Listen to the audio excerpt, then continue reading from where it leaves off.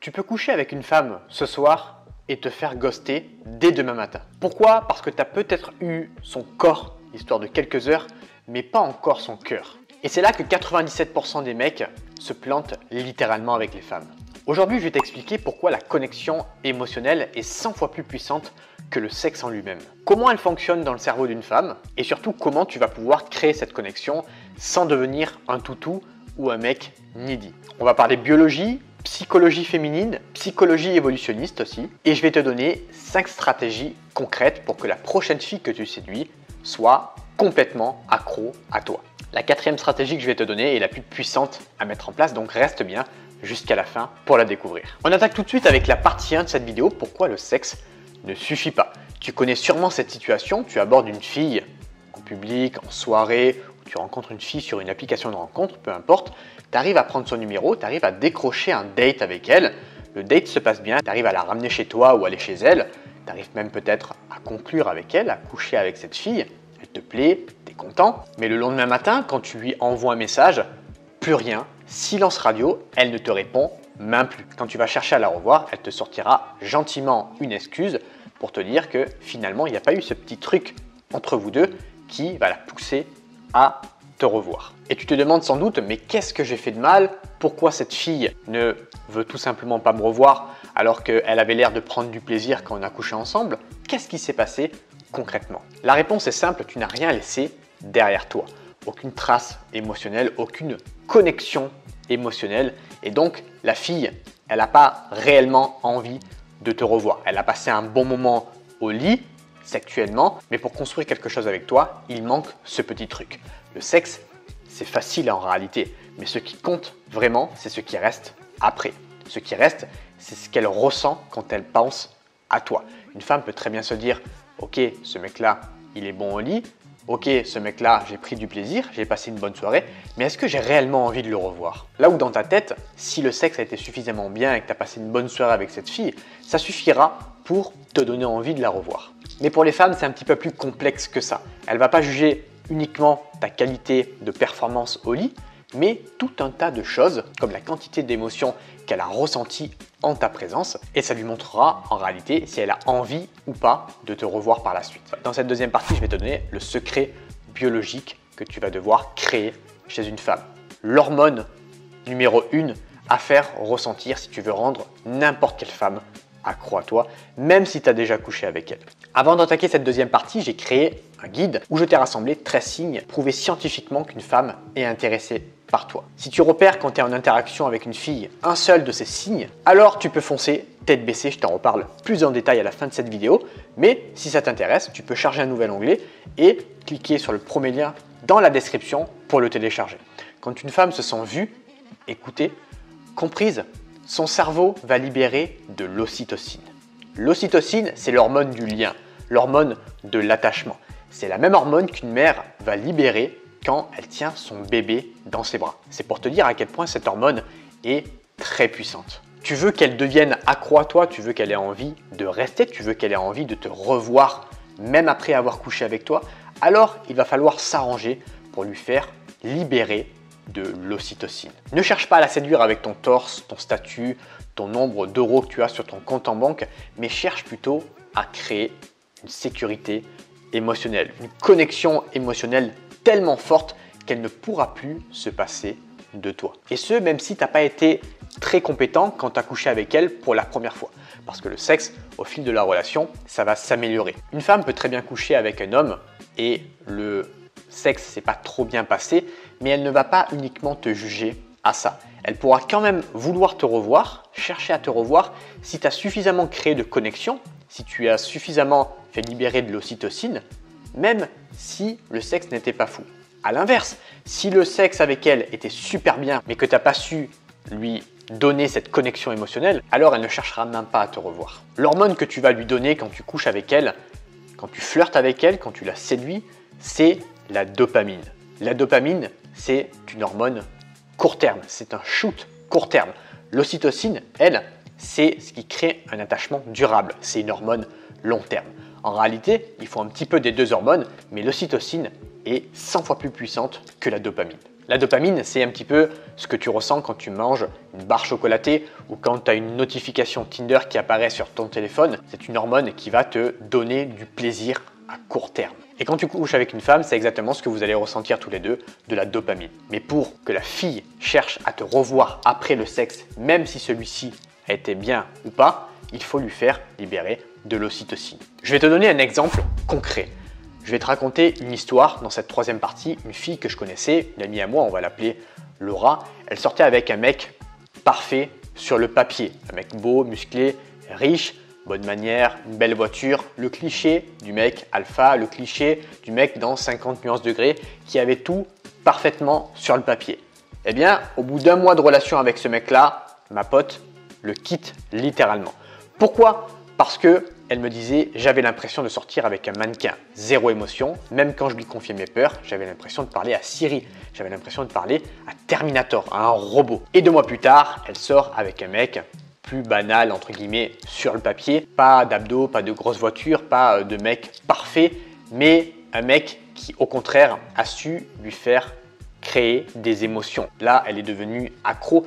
Pourquoi ? Parce qu'elle se sent elle-même avec lui. Elle est tombée sur un mec capable de lui faire vivre des émotions que le premier mec parfait sur le papier n'a pas su lui donner. Et ça, aucun physique, aucun compte en banque bien rempli ne pourra remplacer ce sentiment-là. Alors, tu vas me dire comment créer cette connexion émotionnelle, comment lui faire libérer de l'ocytocine dans son corps pour qu'elle devienne accro à moi. Dans cette 4e partie, je vais te donner 5 stratégies pour y parvenir. La stratégie numéro 1 pose des questions plus profondes. Arrête les questions banales, tu fais quoi dans la vie, t'aimes quel genre de musique. Ça, c'est des questions qui ne suscitent aucune émotion et donc aucune ocytocine. Pose des vraies questions. Des questions qui montrent que tu vas réellement t'intéresser à elle. Du genre, qu'est-ce que les gens comprennent mal chez toi? Ou encore, c'est quoi l'endroit où tu te sens le plus toi-même? Alors évidemment, dans une connexion, dans une relation, dans une interaction, il faut lui poser des questions aussi un petit peu classiques, comme tu fais quoi dans la vie? Mais ce que tu peux faire au lieu de lui poser juste cette question tu fais quoi dans la vie, c'est l'accompagner par la suite d'une 2e question chargée davantage de connexion émotionnelle. Par exemple, tu lui poses, si tu veux savoir son métier, première question, tu fais quoi dans la vie? Question basique. Et juste après qu'elle t'ait répondu, tu lui poses une 2e question qui a un rapport avec la première, mais cette fois-ci chargée de connexion émotionnelle. Par exemple, quand tu lui as posé la question tu fais quoi dans la vie et qu'elle t'a dit avocate, tu lui réponds « Ah ok, qu'est-ce qui t'a donné envie de faire ce métier? Est-ce que tu voulais faire ce métier quand tu étais toute petite ?»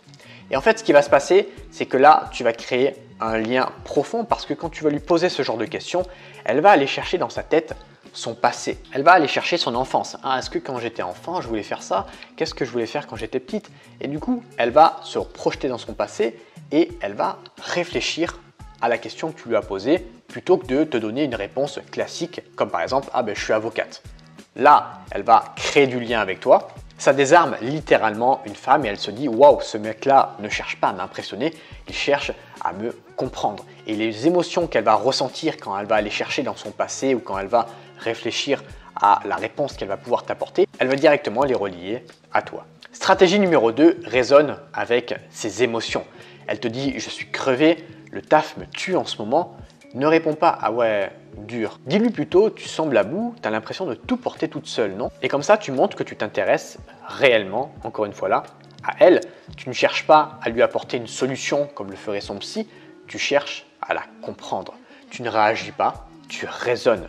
Et c'est là que toute la magie opère parce que tu vas te différencier de 97% des hommes qui lui auraient dit « Ouais, je comprends, c'est dur ». Alors qu'en réalité, quand tu lui dis « je comprends », tu ne peux pas réellement comprendre ce qu'elle ressent. Et quand quelqu'un t'évoque des problèmes et que tu dis « je comprends », dans la plupart des cas, ça va plus l'énerver qu'autre chose. C'est comme si tu dis à quelqu'un qui est énervé « surtout calme-toi, ne t'énerve pas », ça va l'énerver encore plus. Et bien là, c'est exactement pareil.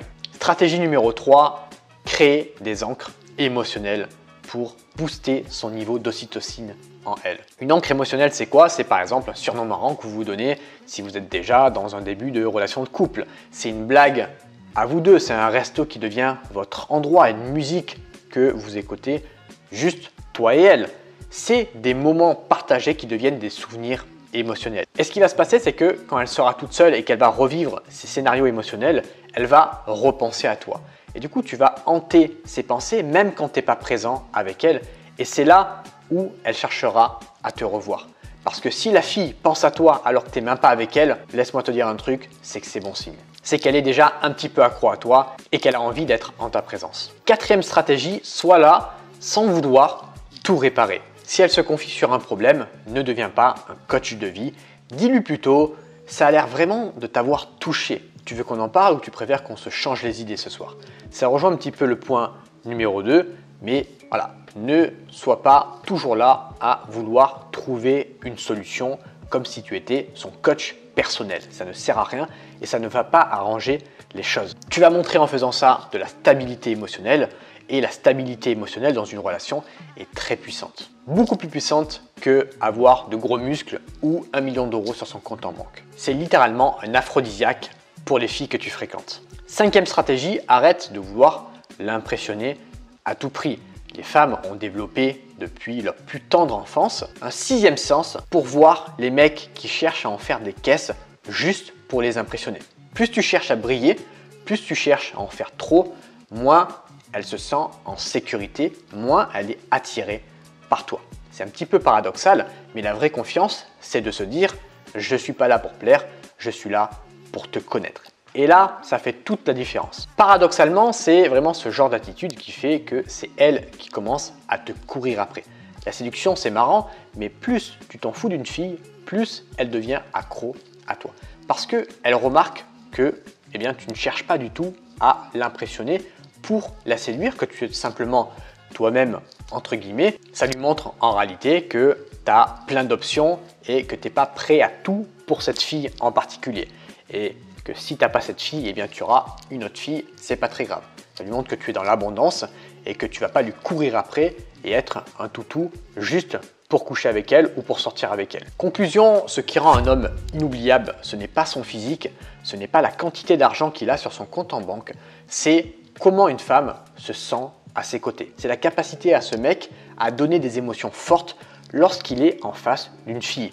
Que ce soit une fille qui vient d'aborder la rue par exemple, en soirée, ou quand il est en date avec une fille, ou quand il est en couple même avec cette fille, en relation, la quantité d'émotions qu'il sera capable de provoquer chez la fille en face de lui, c'est ça le vrai paramètre à prendre en compte. Elle peut te désirer pour ton corps, elle peut coucher avec toi, elle peut ressentir de la dopamine.